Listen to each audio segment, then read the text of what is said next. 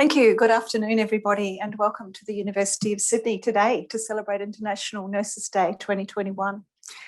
My name is Donna and I'm currently the Acting Head of School and Dean for the Susan Wakil School of Nursing and Midwifery. We're so pleased you could join us wherever you are. And this day of international celebration, as you know, recognises the contribution of nurses to the health of all people everywhere. Come in. I acknowledge the traditional owners of Australia and recognise their continuing connection to land, water and culture.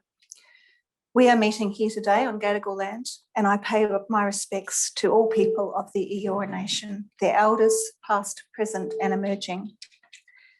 I acknowledge all First Nations people celebrating with us today, especially any Aboriginal and Torres Strait Islander nurses who might be here with us.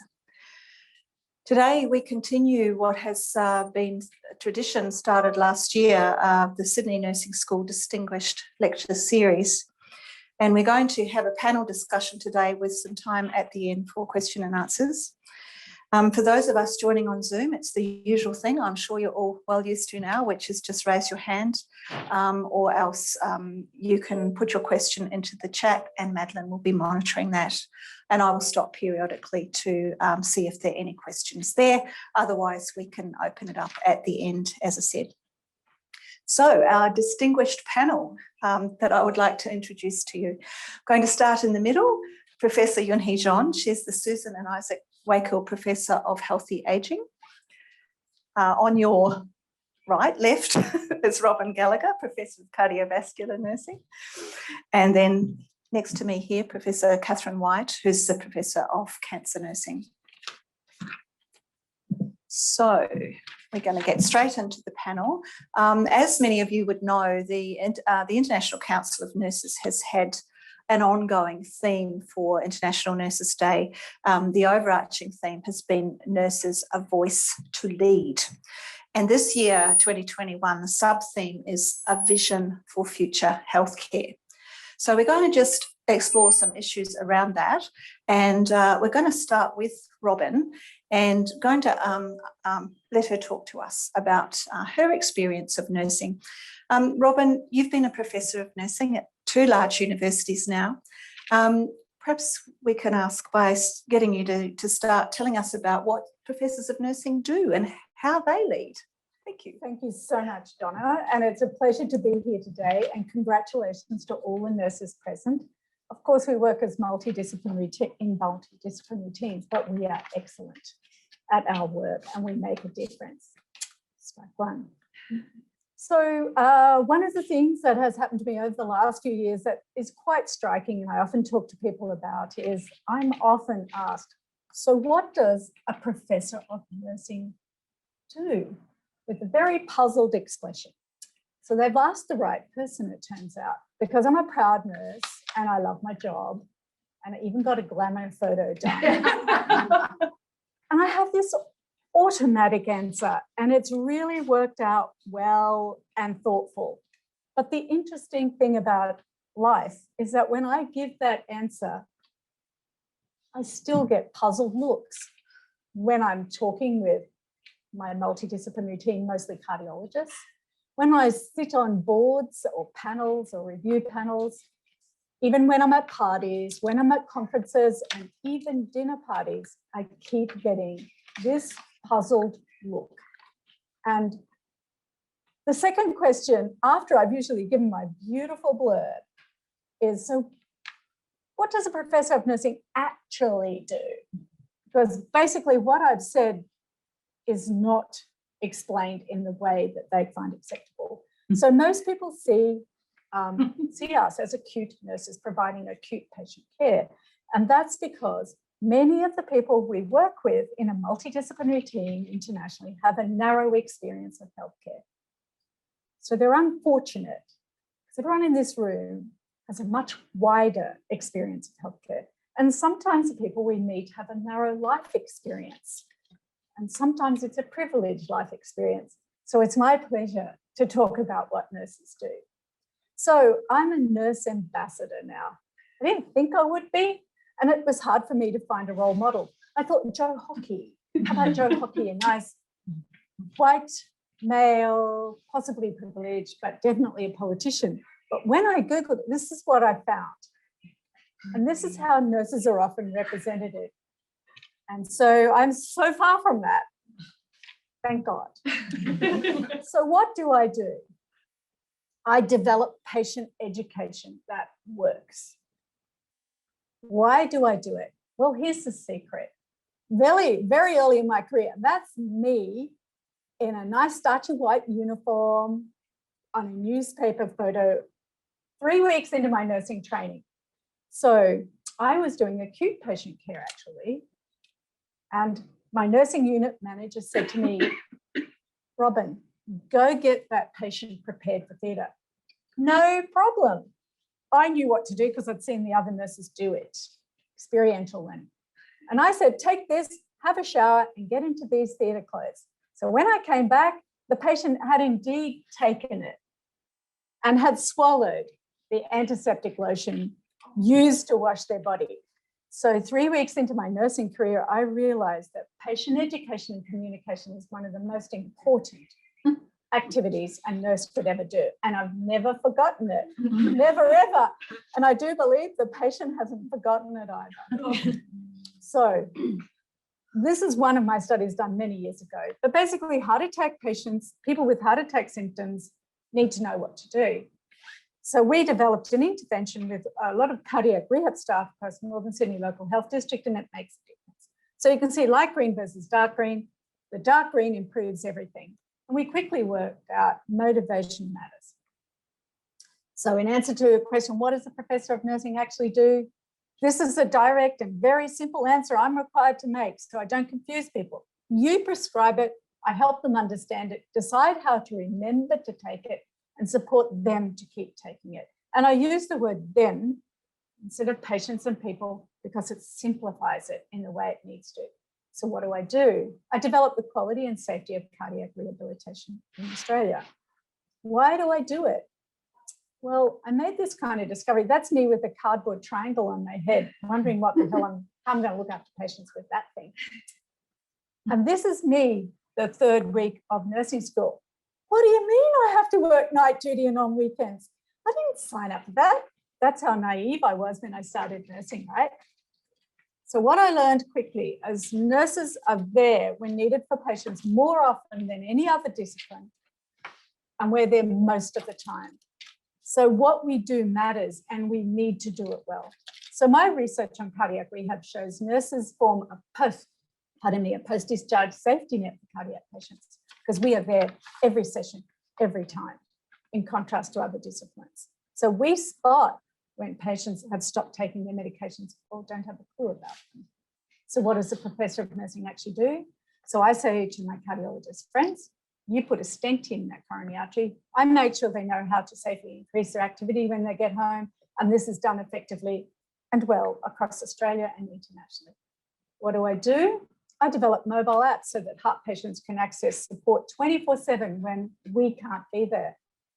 Why do I do it? Because look at this map of Australia. Most of Australia has a population density of 1 patient per 15 square kilometres, in contrast to the rest of the world. I come from this place, which at least had a hospital. My sister lives here and she uses the Royal Flying Doctor Service, which always has a nurse. And her kids were raised by school here.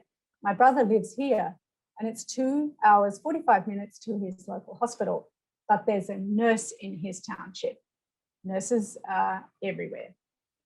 So when we were up there and trying to work out how the hell we were going to get home when the river came up, this has puzzled people going, what the hell? It puts a lot of challenges in place. So I know nurses are everywhere and there are more of us than any other health professional, and that really matters. So what does a Professor of Nursing actually do? Because I know we're everywhere and we matter, I make sure there is a nurse at the table when decisions are made about cardiac patient care. And I do this internationally and I love it. So this is me traipsing around the world, the US, Barcelona, Hangzhou, Singapore, Paris, but in the middle is one of the best situations on International Nursing Day I ever had. And this was in Haifa, I can't pronounce it correctly, Ireland, where there are 80 nurses in the entire population. they were celebrating International Nurses Day better than any other celebration I've been to, dressed up in Florence Nightingale. I'm the odd one out who didn't get the memo. And I have Nehusita here, who's from Tonga, in part of Julie Bishop's Women's Leadership Initiative. What a pleasure to have her here. So that photo of me on the left is a very, very jet-lagged person who's got a 26-hour flight, had a shower and had to go straight into a meeting. In the photo, it looks like at that meeting, there's lots of women. That's not true. I'm in the front because on the photo on the right, you can see I stood out. There were 80 cardiologists from representing every cardiology society across Europe and every other nation. I was a single nurse there, and I was representing allied professionals and nurses. So what I encourage you to do, the future of nursing, the vision for nursing I have is learn how to hold your place at term, learn how to speak, really know what you do. That's my Twitter handle at the bottom. Thank you.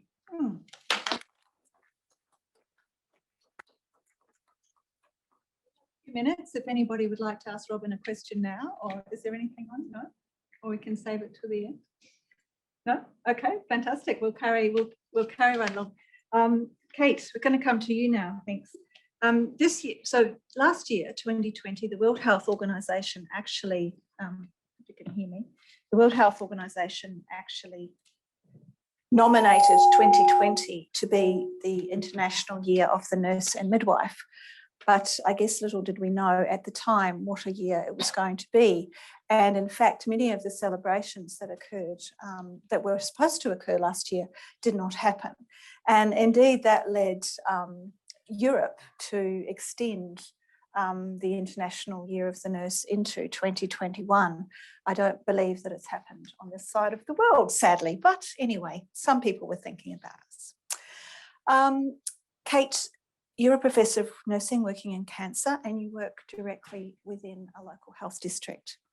What are your reflections on the future of nursing and healthcare? Thanks, Donna. I think what I might do is actually draw on some of my experiences from last year. And yes, it was the International Year of the Nurse and the Midwife, and we didn't get to celebrate and party in the way that we anticipated. But boy, did we see the best of nursing in so many ways. And I'm not talking about hero capes and all of that. I'm talking about the fundamental aspects of what nurses do every day. But what I saw was how that came together to make the clinical environment safe, to make patients safe, to make each other safe, but more importantly, to make the community safe. So Sydney local health districts had a pretty big role in this whole space and have shown really significant leadership. What you don't always see is the nurses who've actually done a lot of that really hard work. But I had the opportunity, and Elizabeth Danny Wilson, if you're chatting with her, she also had the opportunity to join some really innovative approaches that they took in the district. One was the Tiger Team. They're very good at catching names in Sydney Local Health District. And the other is the Flying Squad. So I became a member of the Flying Squad. Now, I didn't develop wings, so there's nothing angelic about it at all. But it was really about a group of people that came together to respond to an outbreak or wherever there was a need, whether it was going into an aged care facility. It drew people from across the district, from all disciplines. And a lot of it was pretty tedious and boring in some ways, I have to say, because it was really about setting up a screening site, ad hoc, in a rush, regardless of the weather, dealing with the general public, making sure everyone kept safe. And I did it enough times that one of the things, the researcher in me was constantly observing this and thinking, God, these guys are good. I use the term guys generically, you know, look at the way they're doing this. And I had stopping myself all the time thinking, so what is it as nurses that they're doing? Because I go back to that question that Robin paged, which is not just about what does a professor of nursing do, but it's what does a nurse do? You know, what is it about nursing that one makes us love it Two, makes people love us, you know, appreciative of what we do. How do we describe that? And I think that's a really big challenge. So I started writing down on my phone. I'm not very good at it, but I got out the notes section and tried to capture what it was that I saw nurses doing in those roles. And as I wrote this list, I thought, well, actually, everybody does that. There's nothing unique about that. So I was talking about, you know, I was seeing really great leadership. I was seeing teamwork. And the interesting thing about the teamwork was you could turn up to do swabbing in Auburn, and there'd be a whole group of people there coming from all across the district, from different disciplines that have never worked together before. But what those team leaders in the flying squad did was within 20 minutes, we were a team. We were a team that were looking out for each other. We were a team meeting the needs of that local community. We were a team that was incredibly individual person focused, and everyone was equal, even though they were clearly leaders. We were given the responsibility of monitoring their doffing and gowning as much as they were with us. We were told to pull them up. So that was really important. I could see that. What I could also see and observe, and I drove them crazy because I asked them lots of questions, was there was a degree of authenticity in how they engaged with the public. So you can imagine these people have to wait. These were walk-in centres, and everyone's masked. How do you build a relationship? How do you reassure someone when you've got all of this garb on you, when you've got goggles or the shields when they came in? It's actually incredibly hard. That's what I saw them doing all the time. One of the most memorable things was watching a little 5-year-old whose English wasn't his family's first language. And I watched as he was waiting with his family, the staff entertain and play with him completely masked. And he laughed and carried on. And I thought, that's the skill. But how do I describe that? One of the nicest moments was when that little boy left. I'm going to call him Harry. When Harry left, everyone went out the front and went, "Bye, Harry," and cheered him on. Now, could have been a really scary experience. He was like this because we did need his siblings to come down and be tested as well. It was organisation, attention to detail, and the attention to detail when you're swabbing is really important. It was flexibility. Sure, I can drive that big truck the district's just bought for us to move from place to place. I can load it up. I can set up a tent, and they did initially. There were no, I'm going to say men, but there were no support for that. The nurses were the ones putting up the tents. They were the ones moving the sides. They were lifting the bricks so we could move the tents. They were doing it in the rain initially and very quickly recognising, hey, we need raincoats, let's get some raincoats down here. We need umbrellas, we need this. It was that degree of responsiveness, that ability to see the big picture and focus on the detail of why every bit of documentation had to be so important.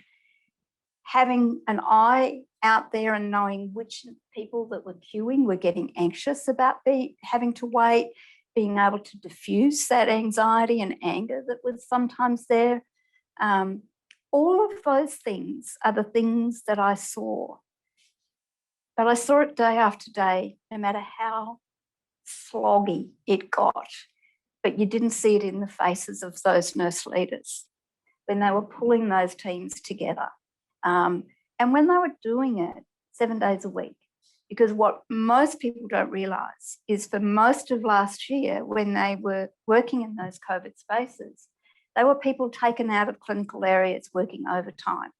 And so the level of exhaustion that I think they potentially were at risk of experiencing was quite significant. So to maintain that level of quality in delivering that and the motivation around keeping the community safe was just so incredibly strong. So all of that makes me feel incredibly positive. I still haven't come up with a simple way of describing what nurses do, because what nurses do is we deal with complexity. And I think it's that reminder of our flexibility, our ability to deal with complexity, our ability to have attention to detail, and our ability to have attention to detail and keep an eye on the big picture is what will always carry us forward. Many of you may not be aware, we started off doing vaccines with pharmacists drawing up the vaccines. Nurses are drawing it up now, can I quietly say. I think the thing, though, is that there's a term they use in qualitative research sometimes called sense making, and you could think, well, what does sense making mean? And I think for me, what it means is that ability to hold multiple truths, to take information and recognise that it means different things for different people, whether it's our colleagues or the patients or the family members that we're caring for. So I think we're really good at sense making, and we see that.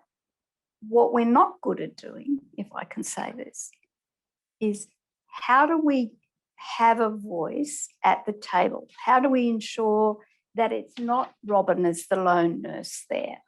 That we recognise and value all of what we're doing and see that we should be at the table, and how do we get to be at the table? Yeah, Kate, I'm sure a lot of that resonates with everybody here. We all universally sort of struggle. Robin's talked about struggling with, what does a nursing professor do? What does a nurse do? It's an age-old question.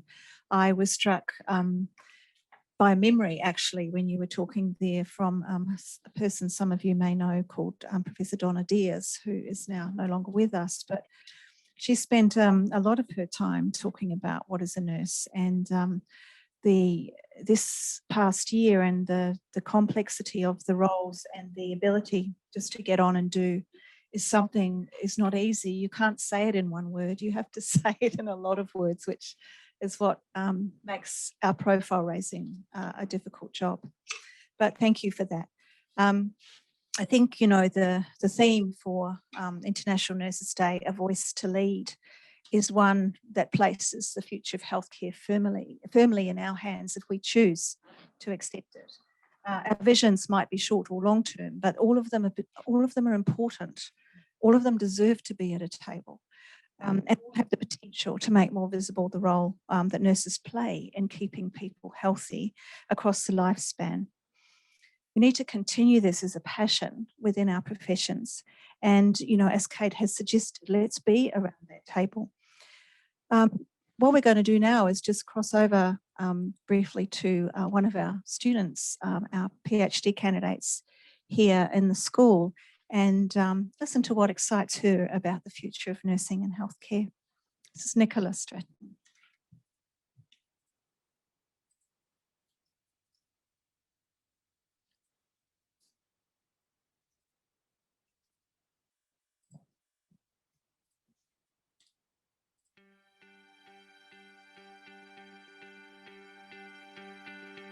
Thank you.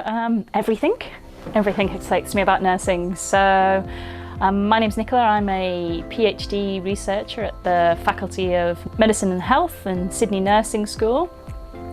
I think there are a few things that excite me about nursing. So for me personally, it's the endless opportunities. So as I said, I'm doing a PhD now, but this started from me being a clinical nurse on a wards, a cardiovascular disease ward back in the UK, and just being really passionate and humbled to look after different patients and try to meet the needs of different patients and family members. But then really trying to understand more about the treatments that we give and the care that we give, and I guess thinking about the evidence of where it came from. And this led me onto a really diverse career, and this is how I guess I'm talking about these endless opportunities. So it led me to be interested in research and in clinical trials in particular. And for me, those opportunities meant I moved into a really diverse world at looking how evidence is generated through clinical trials, both from things such as new drugs, new devices, new treatments, for example. How do we help our patients recover from cardiovascular disease? So it really brought these endless opportunities. and to leading me, I guess, to where I am today. So although I'm not in a clinical environment anymore, I'm actually now a nurse working in the policy space. So I'm working with governments and key stakeholders and patients and communities. Say grit, I mean the passion and perseverance really to, again, how can we make things better with our patients and for our patients? And I think we're tirelessly fighting and advocating for the best outcomes for patients and the best outcomes for equitable outcomes, overall for our diverse communities. And I think that fight and that passion is something that keeps me going every day. And I think lastly, the thing that as I've grown into as a nurse undertaking a PhD now is really thinking about how we have this infinite knowledge generation in nursing that I really wasn't aware of before. As a young nurse, I was absolutely petrified and did everything I read on a piece of paper or what my senior colleagues told me and followed the evidence. But now I'm constantly thinking about is what else can we do or what is missing? And it's this infinite knowledge generation. We're always coming up with new ideas and new ways to treat disease and improve the lives of patients. The diversity that brings, we learn so much. I learn something every single day from the patients I work with in my own research and in my policy work. And also that leads into these amazing collaborations. And I love being a student at the University of Sydney because it feels like those opportunities are endless. I collaborate with my colleagues as part of my PhD program, but I also collaborate locally and nationally, and in recent years international, and it really opens my mind to how we can do things better together.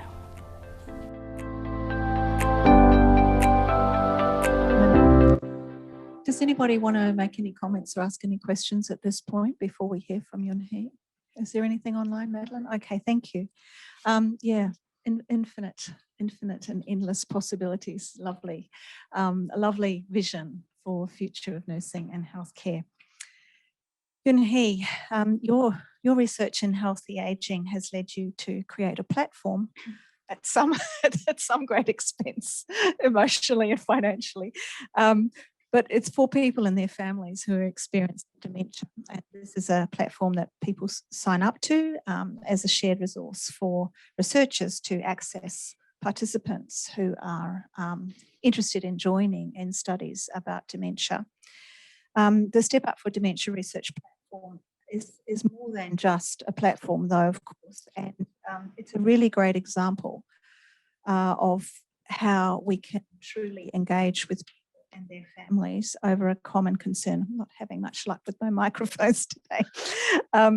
It's also an example of consumer co-creation and partnership, and also interdisciplinary collaboration. Yunhee, I wondered if you could tell us a bit about your experience of working with people in these truly meaningful partnerships and how you see this contributing to the future vision for healthcare. Q. Thank you. Does this work now? Can you hear me? Great, thank you. Thanks, Donna. I feel very privileged to be able to have this chat with you today. Now, Donna mentioned the Step Up for Dementia Research. This is a program that I have been working on since 2018. Now, before I talk about Step Up, I really want to talk about involvement, how we involve the public, patients, families, we call consumers, and so on. So Benjamin Franklin, who is known as a first citizen scientist, said, tell me, I forget. Teach me, I may remember. Involve me, I will learn. And this is something that I've really thought about in the last 5 years in particular, after almost 15 years of working with people living with dementia, other health conditions, carers and nurses and other healthcare professionals. And we're often in a position to say that, we know everything. We tell people what to do, but at the same time, we tend to forget they are the ones with the lived experience. They are the experts in their own way. And it's been still learning. It's been teaching me a great deal of the importance of how we actually involve people in our research, but also in our clinical decision making and how we provide care. So Step Up for Dementia Research is something that I have created because of frustration that I had, in terms of recruiting research participants in dementia research. And if you do research in cancer and cardiac areas, and if you do survey, you may get 80% return. In dementia research, we wish. That's what someone told me. But in dementia research, it's really hard to get anyone interested. And that's often to do with the stigma. It also has to do with the lack of dementia literacy in our community. And also, in our society, how we, deal with when someone approaches you as a researcher and you feel that you don't have much to contribute. So I've had the privilege of working with a group of, people living with dementia and people, who provide care as a family member. And so this is our Step Up for Dementia Research public involvement panel. And we meet every 2 months, and they teach me a great deal about how best we can engage, how we can actually involve people in our community. And I think throughout the journey, and I feel that, it's a humbling process that I actually get to experience. And when someone asks me, you're a researcher, and I say, well, I'm also a registered nurse, and it doesn't always transpire, in the way that I actually want to represent. But I feel like the learnings and the things that I had, were taught during my training back in South Korea as a registered nurse, but also in Australia, I think I have this, things that I hadn't realized before that I see holistically. That's something that we are taught day in, day out throughout nursing, curricula. So I feel like, oh, that's, given to me, like I don't have to actually, remind myself all the time because it's coming out quite naturally. And I guess, when I work with people, the public, consumers, patients, and other people, it really helped me to see how best we can support them. And another aspect that I want to talk about today is that the people I have met over the last 30 years of my nursing career, and a lot of times in research, I've interviewed hundreds and hundreds of people. Last 5 years or 3 years, I was very fortunate to have funding from one of the aged care providers, and I traveled all over New South Wales, and you can see the map. I went to places that I had never heard of, Temora, Narrabri. I actually drove 1,000 kilometers, and I had kangaroos sitting right in front of me driving in the on the road. Yeah, and but the most precious time was when I visited people. I interviewed 119 older people in their home and also in their residential aged care homes, and it was amazing. Things that they taught me. And things that they shared with me. 100-year-old, a woman living alone in a country town, New South Wales, and she was so proud to be home, the meaning of their home. So when you actually see them and listen to them, the desire to have the sense of independence is just most paramount. And that taught me more than any textbook, any webinars that I listened to. And you actually get to picture them every time you work on your project. So that led me to develop a program, a reablement program for people living with dementia at home, so that we can actually support people to stay home as long as possible and as well as possible. And that was a huge lesson for me. And also I realized that as a nurse and as a researcher, I have this absolute privilege to be their voice and to be able to tell the world, this is what they need. This is what people want. And this is how we do better things for them. And I think that's something I, treasure most. And, this is the photo, one of the ones that you see all these paintings. I interviewed this lady in her 70s in aged care home, and she painted all of these things on the wall, and the entire 4 walls full of paintings. And she told me she had learned to paint since she came to the home, and she never knew that she had the talent. And I had, she gave me that one of the paintings. Now it's in my office, and I saw people, working with the school kids, and they're teaching each other. Learning never stops. And what I also saw was that a clear example of, the difference between school and life. And, Tom Brady actually said that, in school, you are, given a lesson, and then you are tested. In life, you are given a test that actually teaches you a lesson. So, in a way that there is a constant cycle of learning and living. And I feel like all these things really help me to point out the importance of that involving people in what we do. And, this very, famous article about the citizen participation. Citizen is all of us, us and the public and patients. And the idea of citizen participation is a little like eating spinach. No one is against it in principle, because it's good for you, applauded by virtually everyone, but the applaud is reduced to polite hand claps. However, when this principle is advocated by the have-nots. And I think that this is really well illustrated in this French student poster. I can't actually speak French, but it means I participate, you participate, and he participates, and you as a whole, everyone participates, but then they profit. And I think this is really important for us when we involve our public and citizens in our work, in decision making. We are actually making decisions with them.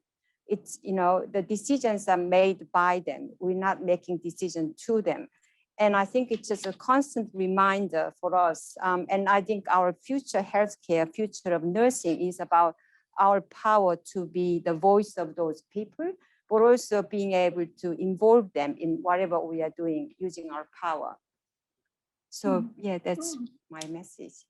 That's amazing. Thank you, Yunhee. It's incredible how each of you have taken a different lens, and yet there's so much similarity in the things that you're talking about with regard to nursing. We're about to open up to questions from the floor and from chat. But before we do that, I thought it would be really special to finish with another of our very, very special PhD candidates that we have here at the school.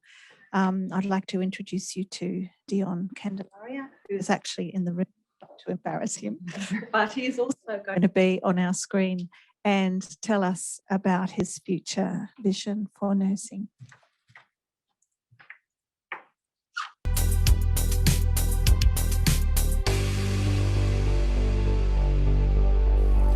I see nursing in the future, the most obvious is the increasing use of technology. And this is not to say that the technology will replace nurses, because it never will. But I think if we know how to use technology for the right reasons, I think it would be very helpful for the nurses in delivering better care for their patients. Another one that I can think of is increased visibility. And I could not believe it's taken a global pandemic for nursing as a profession to be recognized globally. I think this should be just the start of valuing nursing as a profession, and we definitely deserve more than applauses. Nurses should be involved in many areas, especially where decisions are made. And lastly would be, in view of the recent socio-political movements such as the Me Too movement, Black Lives Matter, issues around gender equality and inclusion and diversity, I think nursing in the future is going to be more inclusive and diverse, and also more culturally aware and socially aware. I think those three main points are what I consider or what I see as the future of nursing.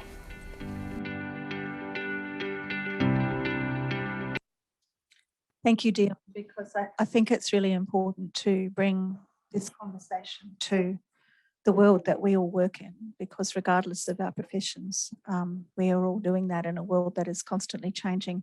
So thank you very much for those thoughts, and to all of you from the panel. So it's now your turn, question time, Q&A. This is when I get to do the host thing. Now, but there's no questions. Come on, people. Otherwise, you're going to have to listen to us, and I'm going to have to ask the questions. And you might not like the questions I ask. Any questions? I've got a comment. A comment. Thank you. Let me take this microphone to you. Hi, my name's Belinda Brooks. I'm a nurse practitioner, and I worked in the public health system for about 40 years, and now I'm working in private practice. I just want to make a couple of comments. You know, I feel like I've had an absolutely fantastic career in nursing, and I'm just getting back to Kate's point. I think one of the things that's so important, what nurses do, is they establish a relationship, and I really try and establish a relationship as soon as I can with my patients and try and gain their trust. I think that's the first step. And then I try really hard to work out how best to convey the message, whether it's an education message or treatment, ordering tests, whatever it is, to say it in a way that they can understand. And it's so variable. And I'll just give you a classic example. I see quite a few sort of doctors, retired friends of my colleague, and they find it incredibly difficult to work out how to use a blood glucose meter. They just do, and they get nervous. And so I just go through it step by step, and I say to them at the beginning, I'm just going to go through it step by step because that's what I do for everybody. So you never assume that somebody's going to be able to do something. So you have to be so perceptive as to where they're at and looking at them to say, well, I'm going too slowly or I go faster. But I think gaining the trust, establishing the relationship, and unless you can convey whatever it is that you're trying to convey in a way that someone can understand, you just won't move forward. And so often people are given messages, but they don't understand it, and they won't articulate that they haven't understood what someone has told them.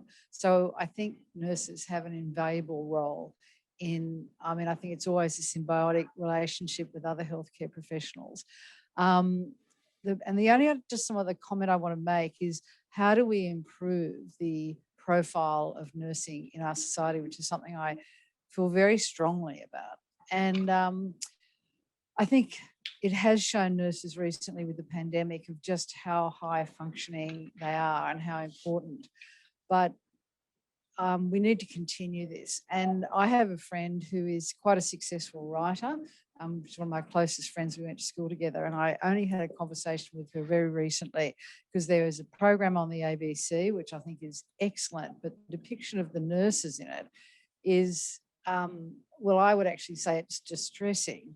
And I tried to explain to her that unless we depict nurses as they truly are, rather than use them as some kind of vehicle to get across some kind of plot line, how are young people coming through going to see some kind of role model to follow? And I think that's, we can see it in our media, I know you might say, well, television program, movies, that's a sort of minor thing, but I don't think it is a minor thing. I think it's actually very important. And I don't know how we cross that barrier. I've seen it done well, and I've seen it done very poorly. And I think, I don't know how to solve that problem, but I think it's something we all have to consider.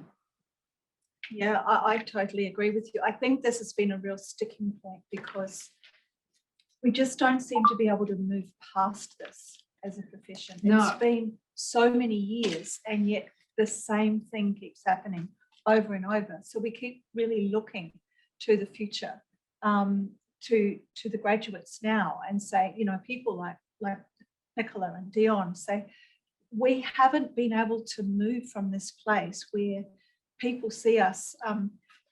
I shouldn't be speaking myself, but if I may, I had a very similar experience. I was telling the panel earlier today, a woman, a journalist who works here in the university, had approached me about the fact that she was going to undertake a podcast, and the podcast was about how robots were going to really be helpful to nurses, because it would do all the boring tasks that nurses do, and it would free nurses up to do all of the important things, all the important work that they do. And I was completely horrified that after all this time and all of the things that we've tried to do, that was her perception.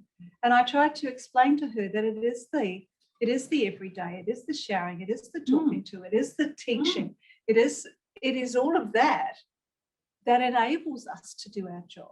It's not freeing us up. We actually have to do those things in order to make an assessment of our patients. So yeah, I totally agree with you. I think that bit is quite depressing, and we have to keep looking forward. This is about a vision and keeping the passion for the vision, because we can't give up on it. And I think, if I look at my own generation in nursing, I don't think we've done a great job of it, I have to say.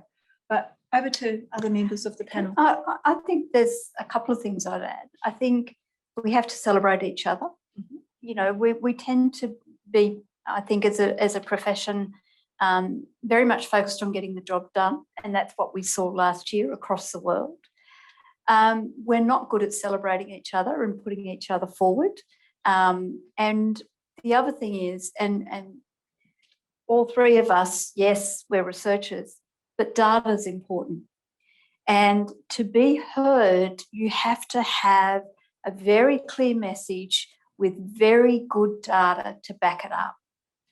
And until we get that kind of investment where we can actually articulate an argument that actually puts data around why what nurses do when they're showering a patient matters, and it's not easy. I've contemplated it quite a bit. That's the thing. It's about that authenticity, the advocacy, the education, all the things we're talking about. We've got to find a way to report that and how it's impacting not only on the efficiency of the health service, but most importantly about the outcomes of the patient. And that's our big challenge, I think, because until we can do that, it's really hard. We also have to be unified. We're the largest discipline in health, and yet we don't come together in a way that enables us to voice and position ourselves. We go back to getting the job done, and we're siloed. But we actually have the ability, if we could come together, I think. I agree. Are there any questions on the chat, Madeline? We have Julie. I'm just going to unmute you. She's raised her hand. And then we do have one that's come through on the Q&A box as well. Okay. So Julie, you're able to talk if you like.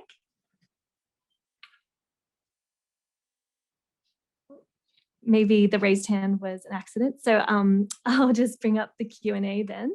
I'll make this large. This is sent in by Nicola, and it's said, thank you so much for such a powerful and inspiring stories. As we look to the future, can I ask, which nursing roles do you think are less recognized by the profession itself and by society? This could improve visibility. Great question. That's got to be you. Everyone's yes, maybe not after last night's budget. Yes, I think it's. Can you hear me? Yeah. Yes.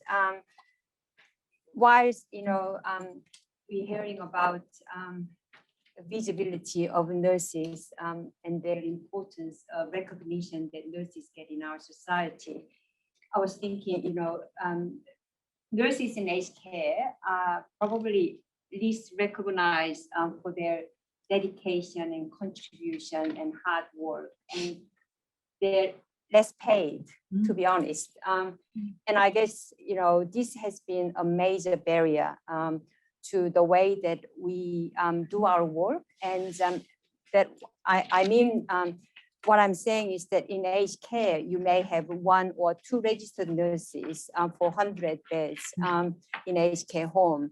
And it is impossible for a nurse to be able to provide that, the care, the holistic care that every individual resident is deserving.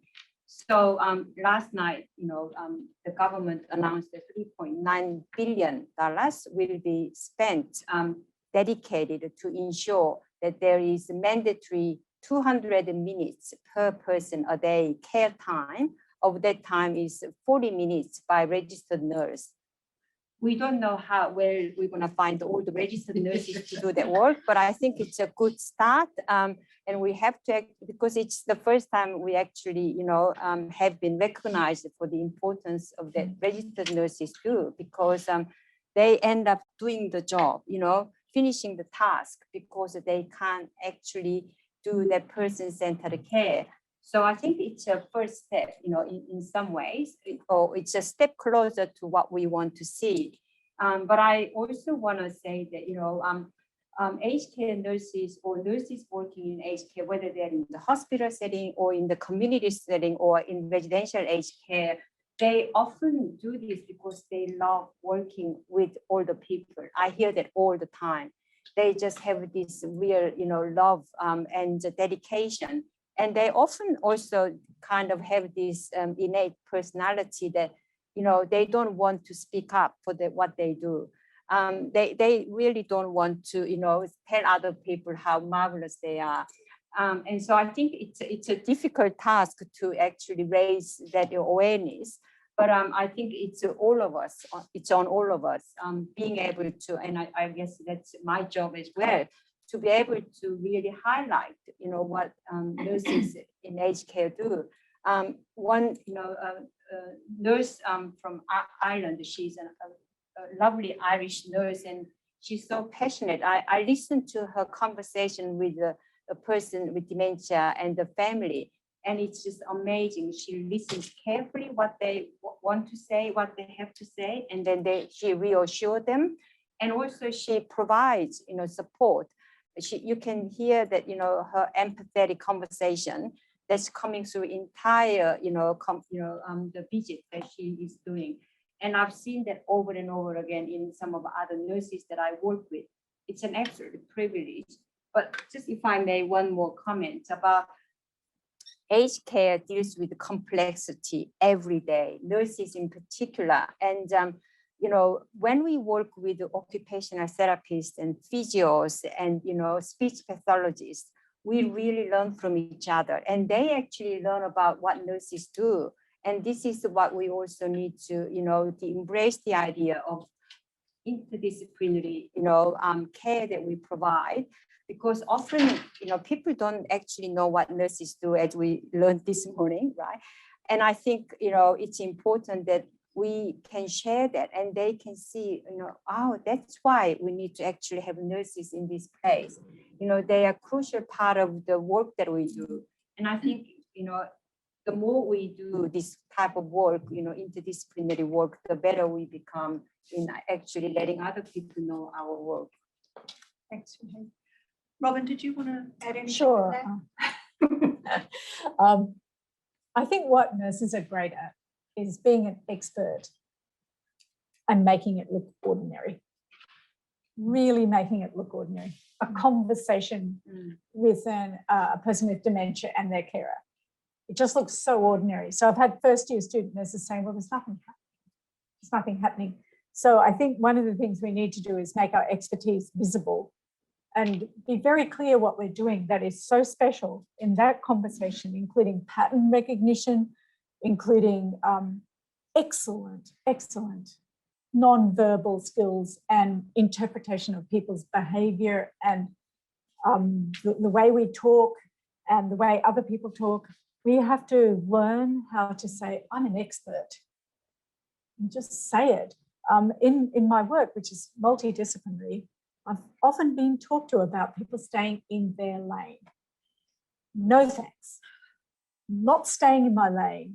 Because actually that, when you go home after your 2-hour session, We're not there on the weekend. Who do you think continues that work? And who actually has the overall picture of this complex situation? Not staying in my lane. And I want and I have to keep talking about my expertise, and it's a skill that people have to learn, how to talk about how good you are. Oh, it's sickening. Lucky I've had some practice with grants lately, and it just sits on. So one of the things I really want to role model to other people is how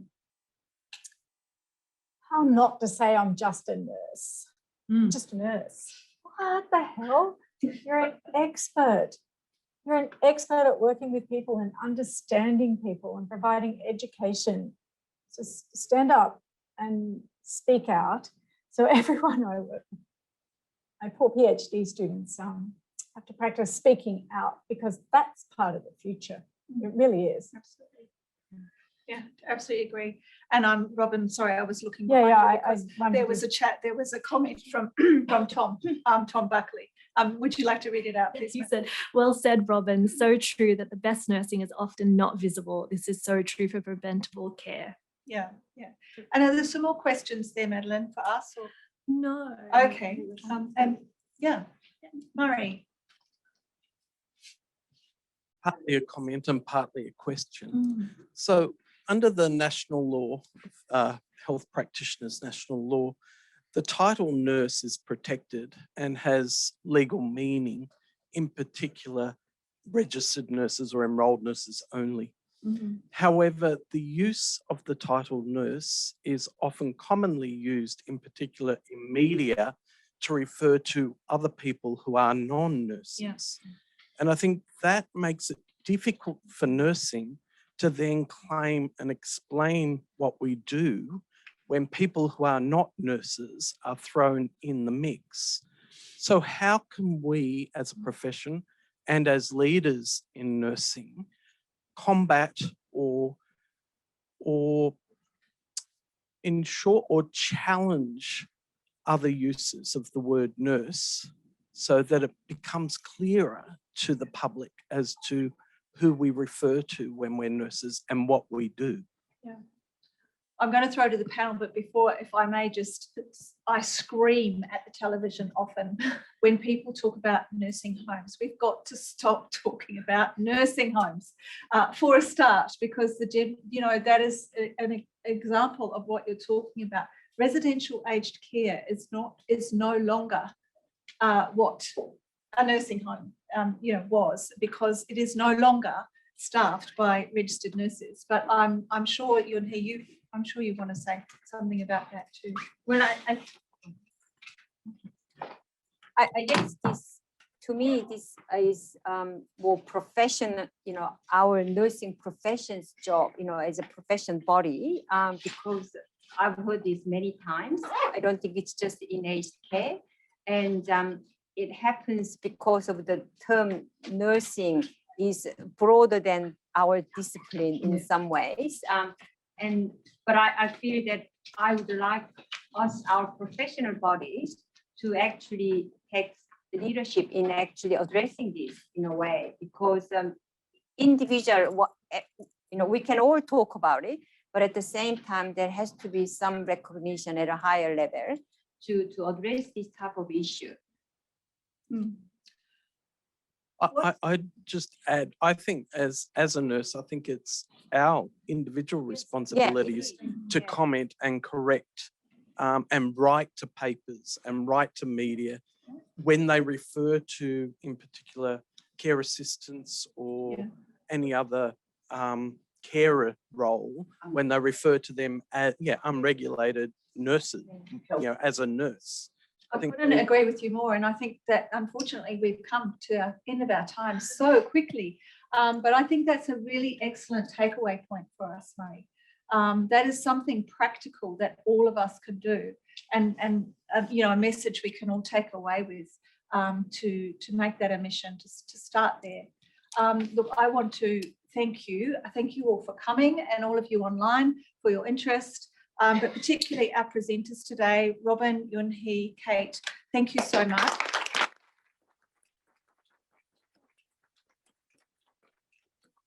and for making everything work behind the scenes, and also Josh and Christy. So thank you. And I'm sorry we don't have longer to talk because we certainly could, but thank you for coming. And